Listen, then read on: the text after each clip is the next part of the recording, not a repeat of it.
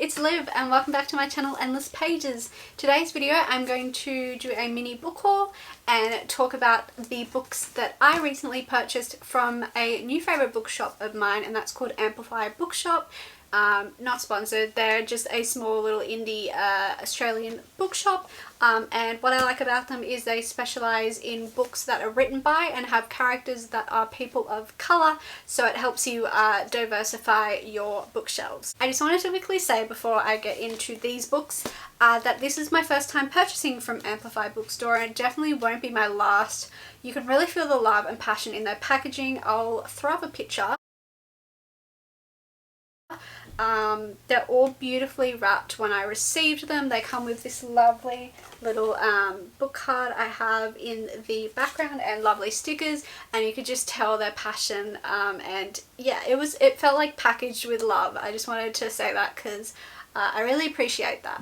I'll leave the link to the Amplify bookshop and their social media in my description below, but enough of me rambling, let's get into the books that I purchased.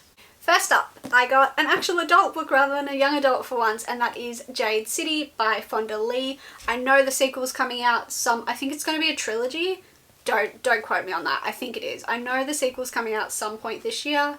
My phone's about to die, so I'm not going to look it up, but it's coming eventually. I think this is an adult urban fantasy book, and that was the limit of my research. I'm just going to read the blurb for you.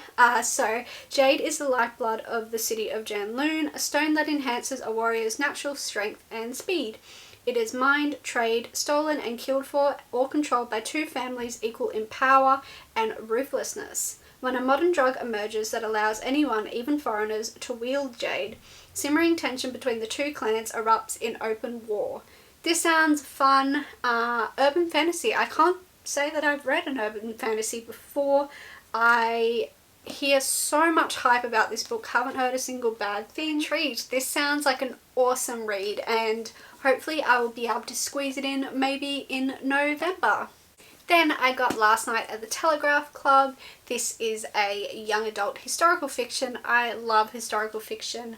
It also has LGBT representation. It's set in the 1950s in America, and the blurb says it's about 17-year-old Lily Hugh, who can't remember exactly when the question took root, but the answer was in full bloom the moment she and Kathleen Miller walked under the flashing neon sign of a lesbian bar called the Telegraph Club. America in 1954 is not a safe place for two girls to fall in love, especially not in Chinatown. Red Scare paranoia threatens everyone, including Chinese Americans like Lily. With deportation looming over her father, despite his hard-won citizenship, Lily and Kath risk everything to let their love see the day of light. I love historical fiction. It's one of my favourite genres to read.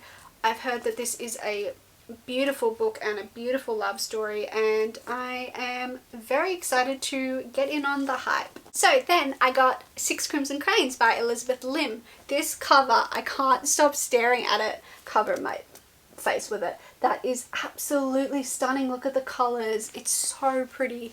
This is an East Asian fairy tale retelling, and it's a retelling of the Grimm's Brothers fairy tale, which name I wrote down because I keep forgetting.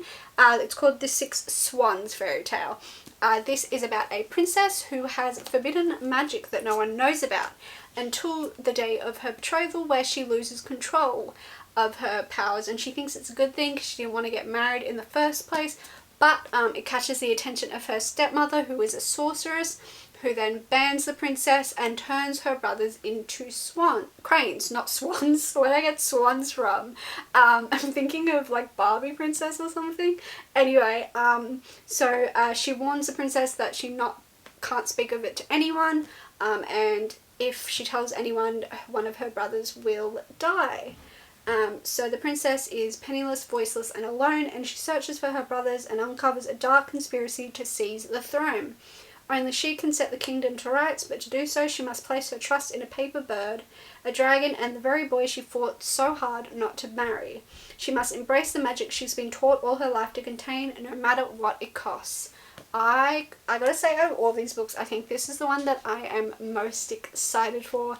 I always try to find cool new fairy tale retellings, and this one sounds so creative and great. The next book, the plot really caught my attention, and that is Bloodlike Magic, which is by Lizelle Sandberg. This book is about Voya Thomas, I believe her name is, yeah, and she has been waiting for her calling, which is a trial every witch must pass in order to come into their powers, but she didn't expect to fail, but the ancestors agree to give her a second chance, but her second challenge will be to kill her first love, and if she fails this time, every Thomas witch will lose their powers. So Voya is determined to save her family's magic no matter the cost, but she has one problem: she's never been in love, so she has to find her first love. And good thing a new genetic matchmaking program has just hit the market, and her plan is to join the program, fall in love, and complete her task before the deadline hits. What she doesn't count on is being paired with the infuriating Luke, I think that's how you say it, and how she can fall in love with a guy who seemingly wants nothing to do with her. When mounting pressure from her family, Voya is caught between her morality and her duty to her bloodline. If she wants to save their heritage and Luke, she will have to find something her ancestors want more than blood. And in witchcraft, blood is everything. Thank you so much for watching this little Amplify bookstore haul. Again, I will link the shop and the social medias for Amplify in the description below. Let me know what books you bought recently, or if you just want to chat about any of the ones that I've bought. See you in the next video. Bye!